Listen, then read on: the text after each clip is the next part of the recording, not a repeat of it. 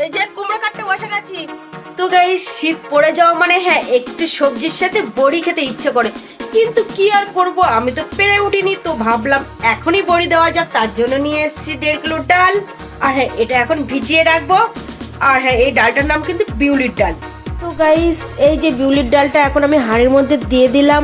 আর হ্যাঁ এর থেকে আধা কিলো ডাল মানে 500 গ্রাম ডাল তুলে রেখেছি, এটা আমি ইডলি বানাবো, সেই জন্য এতটা আমার লাগবে না। তো 1 কিলো ডালের বড়ি দিচ্ছি। তো গাইস এবার এতে দিয়ে দিলাম জল। হ্যাঁ জলটা দিয়ে ভালো করে ভিজতে দিয়েছি সকালে। আর এই দেখো এখন সন্ধ্যা হয়ে গেছে। তো গাইস এই যে বড়ি দেবো বলে এখন কুমড়ো কাটা হচ্ছে, জাত কুমড়ো বলে এটা। তো এখন কাটা চলছে।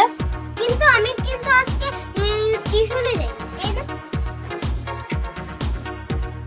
কোনো কাটতে পারছি না। আমি কাছে থেকে আমার কাছে দাও।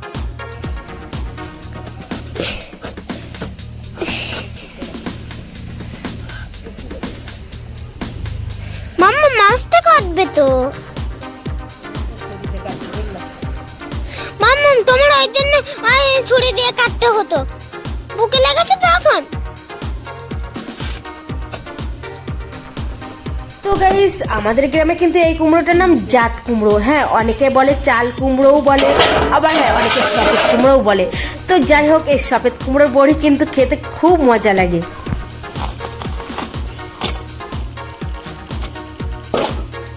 এবার এইগুলো খোসাগুলো ভালো করে ছাড়িয়ে নেব, নাহলে খোসা সেদ্ধ কিন্তু বড়ি হয় না।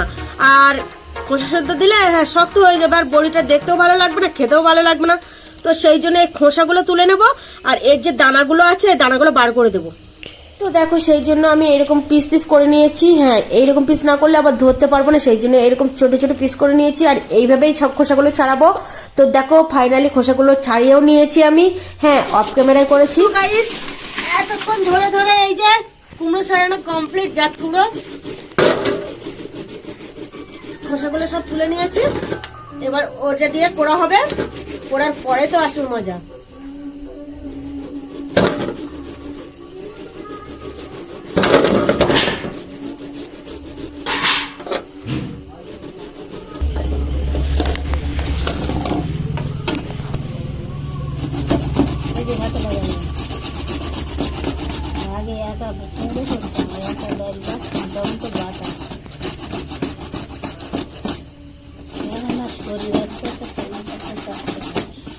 হচ্ছে অঙ্কন ওয়াহ, দেখি একটু জলটাকে।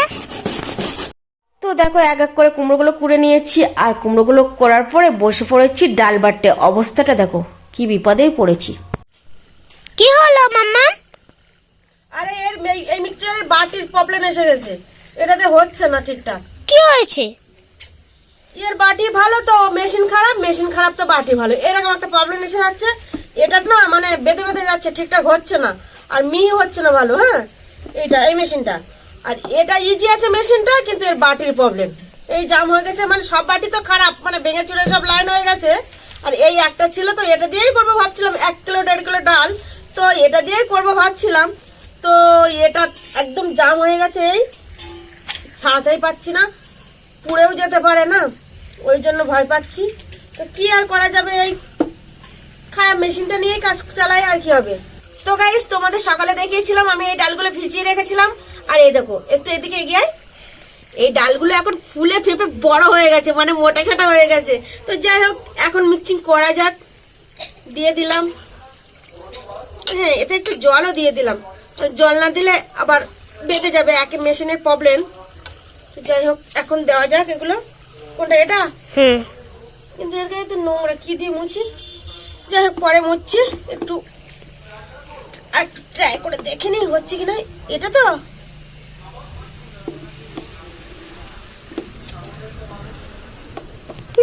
কি হচ্ছে সব? চালিয়ে দেবো না, হ্যাঁ চালিয়ে দাও। এখন না, পা দেবে না কারেন্টে।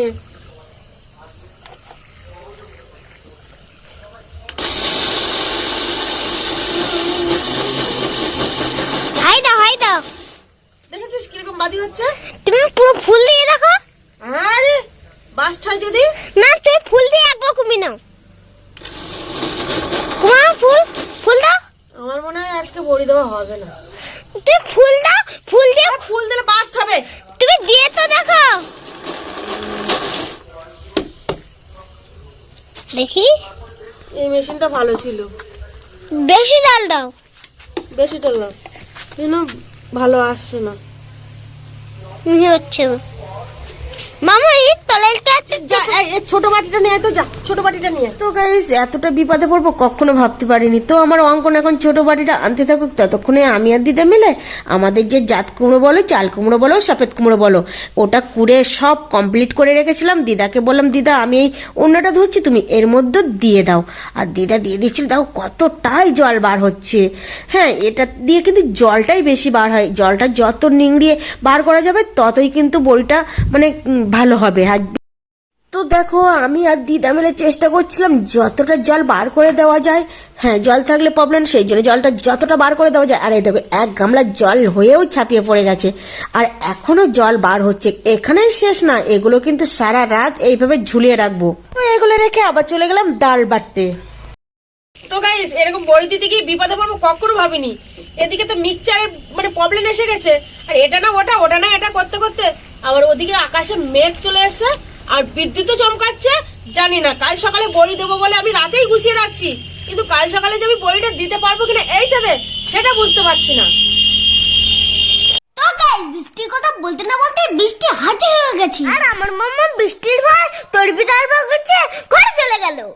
এখানেই শেষ না, বৃষ্টি আসছে বলে আমাদের বাগানে কুমড়ো গাছ আছে, ওইখানে মাম্মা ছাদ দিতে গেছে। দেখছো এই যে সার দিচ্ছি, বৃষ্টি এসছে না, ওই কুমড়ো গাছগুলো ওই তোর দাদা ডিএপি দিতে বলেছিল, তাই ডিএপি দিচ্ছি। কেননা ওই বৃষ্টি যদি হয়ে যায় তো তাহলে গাছগুলো আবার এ হয়ে যাবে, ওই জন্য ডিএপি দিচ্ছি। আর হ্যাঁ, গ্লাস মেপে মেপে দিচ্ছি বড়টা। আমার বাবা বলেছে গ্লাস মেপে মেপে দিতে। তো গাইস আমার বাবা কিন্তু একজন বড় চাষি, হ্যাঁ অনেক বড় সবজির ব্যবসাও আছে। তো তার মেয়ে হয়ে আমি যে কিছু করে খাবো না সেটা কি করে হয়। তো চলো।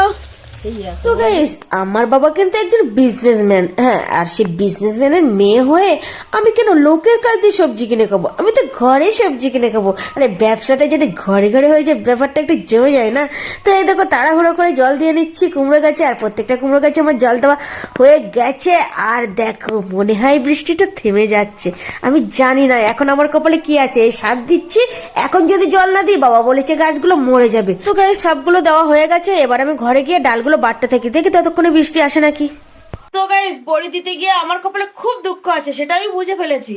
বৃষ্টি তো চলে এসছে, কাল সকালে যদি রোদ না হয় তাহলে বড়ির 12টা বেজে 13টা হয়ে যাবে। আর দেখো এক মুঠো দু মুঠো করতে করতে আমার কিন্তু সব ডালগুলো বাটা হয়ে গেছে। এই যে ডালের অবস্থাটা দেখো কি সুন্দর করে বেটে নিয়েছি। তো হ্যাঁ দেখো তার মধ্যে ভিজানো ছিল কিছু চাল, ওই যে অঙ্কন ইডলি খাবে বলেছিল, সেই জন্য চাল ভালো করে মিক্সচার করে নিলাম, আর তারপরে ওতে দিয়ে দিলাম কিছু ডাল, দিয়ে পেস্ট করে রেখে দিয়েছি, সকালে বানাবো ইডলি। তো তারপরে একটু জংশনের রস নিয়ে আমার বিচ্ছি ছেলেটার মুখটা একটু ফ্রেশ করে দেবো, কারণ মুখে অনেক ধুলো বালি পড়ে আছে। তো তারপর ওকে শুয়ে দিয়ে আমি সোজা চলে গেলাম মেঝে আমার কুমড়ো গাছে জল দিতে। আর এসেই দেখি ওরে বাবা ঘুমিয়ে আছে। আর দেখো ওর মুখে ক্রিম দিয়ে দিচ্ছিলাম, আর ঘুমান্ত অবস্থায় কিরকম করছিল, মুখে হাত দিচ্ছে না কি আসছে। দেখো আবার দেখো ওই দেখো কি করছে, ও কিভাবে ঘুমালো রে বেচারা। তো আমিও শুয়ে পড়লাম। আর হ্যাঁ এই দেখো সকালে এসেই কিন্তু ইডলি বানাতে শুরু করে দিয়েছি। আর আমার অঙ্কন বলছে মামা আমাকে দাও আমি বানাবো, আমি দিচ্ছিলাম না, তবু ও একটা আমার থেকে জোর করে নিয়ে দিল।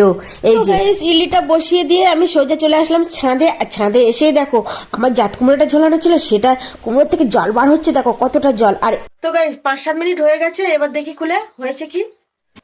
তো হ্যাঁ আমার ইডলিটা হয়ে গেছে। অঙ্কন তুই এগুলো নিয়ে আয়, আমি ছাদে যাই।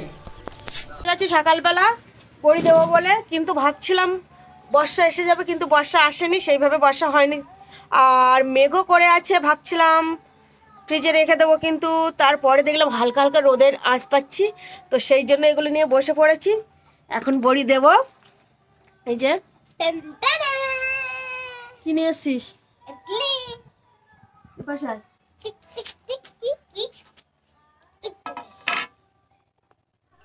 ওয়াও এইরকম কিউট বাচ্চাটা না প্রত্যেক ঘরে ঘরে হয়। তো তো গাইস তারপর নিয়ে বসলাম ডাল আর কুমড়ো, হ্যাঁ জাত কুমড়ো বা চাল কুমড়ো যেটাই বলো। তো এতে আমি হালকা পরিমাণে লবণ দিয়েছি, হ্যাঁ খুব বেশি দিলাম না। আর হ্যাঁ তার মধ্যে এই চাল কুমড়োটা আমি ভালো করে চটকে মোটকে টটকে করে দিলাম, কেননা এটা যত মাখাবো ততই কিন্তু ভালো হবে। আর হ্যাঁ এই ডালের সঙ্গে যত তুমি পেস্ট করবে ভালো করে মাখিয়ে ফাটিয়ে, ততই কিন্তু বড়িটা খেতে মজা আসবে আর মানে ভালো টেস্টি হবে। তো হ্যাঁ আমি কিন্তু একটু ভিডিওটা একটু রানিং করে দিয়েছি, যেহেতু হ্যাঁ এত পেচার কিন্তু কে বা দেখে, কার বা টাইম আছে। তো যাই হোক একটু ভালো করে বানানোর চেষ্টা করছি তোমাদের সামনে এই উপহার দেওয়ার জন্য। তো যাই হোক দেখো আমি কিভাবে বানাচ্ছি। তো গাইস একটা জিনিস বানাতে কতটা পরিশ্রম কতটা কি করতে হচ্ছে সেটা তো বুঝতে পারছো। হ্যাঁ একটা শুধু বড়ি দেবো, হ্যাঁ বড়ি খাবো, এই জিনিসটা রান্না হলে সবজির সঙ্গে খেলাম কোনো ব্যাপার না, কিন্তু এই জিনিসটা বানাতে কতটা পরিশ্রম কতটা খাটনি তোমরা একবার লক্ষ্য করে দেখেছো? হ্যাঁ কতটা সমস্যার সম্মুখীন হতে হয়েছে আমাকে এই বড়িটা বানাতে গিয়ে।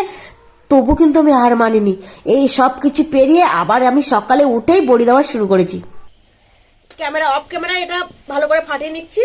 তো গাইস আমি আধা ঘন্টা ধরে ফাটিয়ে নিয়েছি। আধা ঘন্টা ফাটানোর পরে আমি একটা পরিষ্কার ব্যানার বা একটা পরিষ্কার কাপড় আর হ্যাঁ একটা পরিষ্কার ওড়না দিয়ে পেতে নিয়েছি। হ্যাঁ এখন এর উপরে বড়ি দেওয়া স্টার্ট করব। তো গাইস এত বাধা বিঘ্ন সবকিছু পেরিয়ে এসে ফাইনালি আমি বড়িটা দিতে পারছি। আর এদিকে রোদে চলে এসছে, আমার মানে খুব ভালো লাগছে। হ্যাঁ রোদ না হলে কিন্তু বড়িটা গন্ধ হয়ে যায়, খেতে একটু ভালো লাগে না। তাহলে এত কষ্ট এত পরিশ্রম সব বৃথা যায়। যে কন্টেন্টটা সেটা একটু বলো। কেন যে আমি আলু মাখাটা খাইনি, এই আলু মাখাটা না খাওয়ার জন্য আমার এখানে বড়ি দিতে হচ্ছে। তো গাইস এই যে এখনো আছে, আর এই যে দিয়ে শেষ করতে পারিনি, এখনো দিয়ে যাচ্ছি। কখন যে শেষ হবে জানি না, একা একা করছি তো। কেন যে আলুগুলোটা খাইনি? আলু মাখা আলু মাখা। চলো দেখো। ওয়াও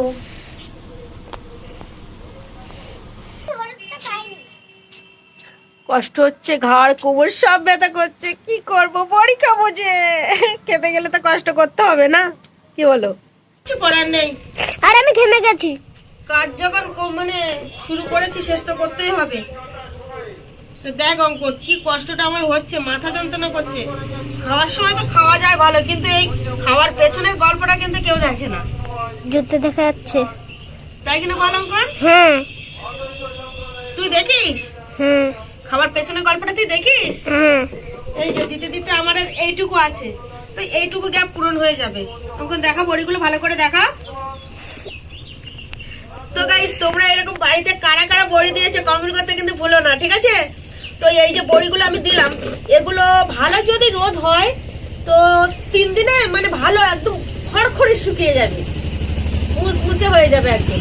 হ্যাঁ তার জন্য ভালো কড় করে রোদ দরকার। তো আমি প্রত্যেক বছর বড়ি দিই, এবছর ভেবেছিলাম দেবো না, কিন্তু ভাবলাম যে সবাই দিচ্ছে আর আমি দেবো না, এটা কি করে হয়, মানে মনটা উস্কুস করছিল। তো আমাদের ঘরে কিছু চাল কুমড়ো হয়েছিল, সেই চাল কুমড়ো আর এই বিউলির ডাল দিয়ে এই বড়িগুলো আমি বানিয়েছি। তো গাইস এই বড়ি কিন্তু খুব টেস্টি হয়। হ্যাঁ যে কোনো সবজির সাথে একটু খেলে ভালো লাগে, আর মাছ হলে তো কোনো কথা নেই, মাছের সঙ্গে দিয়ে খেলে কচুরমুখী বা মানে যে কোনো সবজি তুমি মাছের সঙ্গে দিয়ে একটু খাবে, খুব সুন্দর টেস্ট লাগবে। তো দেখো আমার হয়ে গেছে। হ্যাঁ আর এই যে যা রোদ হচ্ছে আশা করি 3 দিনে শুকিয়ে যাবে, পুরো মুচমুচে হয়ে যাবে। অঙ্কন ভালো করে কেকে নিয়ে নিচ্ছি যাতে একটুও না থাকে, যদি একটা বড়ি হয় তো খাওয়ার সময় তো মজা হবে না, সেই জন্য দেখ ভালো করে এর গায়ে আর একটুও নেই, চেঁচে পুচে কেকে নিয়ে নেবো।